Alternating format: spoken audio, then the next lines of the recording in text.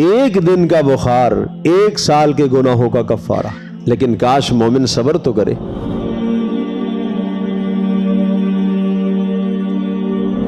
پیارے پیغمبر صلی اللہ تعالی علیہ وسلم نے تو ایک دن کے بخار پر 1 سال کے گناہوں کا کفارہ بتایا ہے۔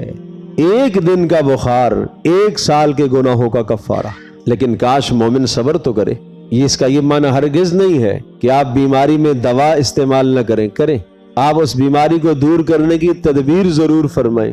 بیماری کو دور کرنے کی تدبیر کرنا یہ بھی رسول اللہ صلی اللہ تعالی وسلم کی سنت ہے، لیکن اگر بیماری کو دور کرنے کی آپ تدبیر اختیار کرتے ہیں تو اس تدبیر میں بھی سنت کی نیت کیجئے۔